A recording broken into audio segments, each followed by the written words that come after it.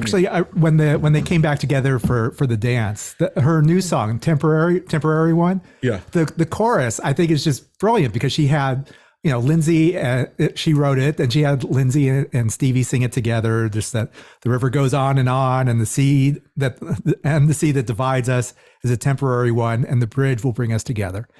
And brilliant. I mean, 4 lines that just sum up the band. Can I tell you my story of that show? Oh, please do. Of course. Yeah. Oh, good.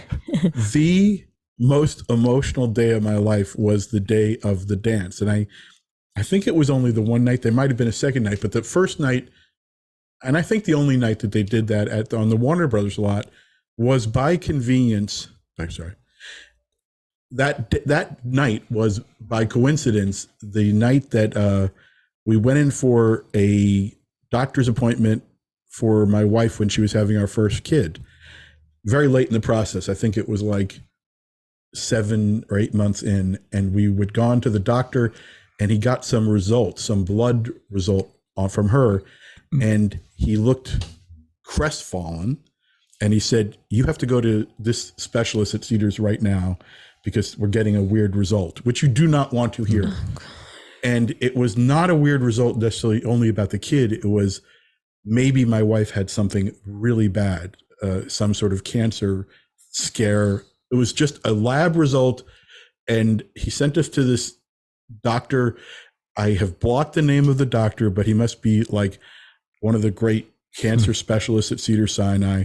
We sat in a waiting room that was, when you're waiting for the birth of your first kid, not a room you want to be in, where a lot of people look like they are not long for the world because they're seeing this great cancer specialist. We waited for all afternoon. And finally, I think it was like 5 p.m., we're brought into this old doctor, and he pulls out the result. He didn't even test us. He just was giving us a consultation, and he looked at it, he goes, "Oh yeah, this is nothing."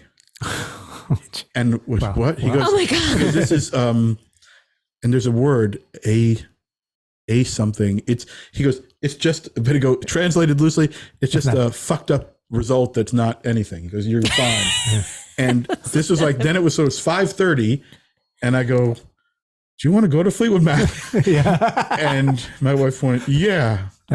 And we're in shock. I mean, literally, like, it's like, because it's the 4 hours in the waiting room. Yeah. It's not the 10 minutes with the doctor.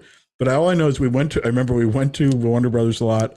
You park somewhere, and then you're taken on some sort of little tram to the theater. We sat down, and all I remember is when the first note began, we both cried, just like the release of the tension of the day. I have never cried so much at a concert. And people around us said, "Boy, like, those two love Fleetwood Mac."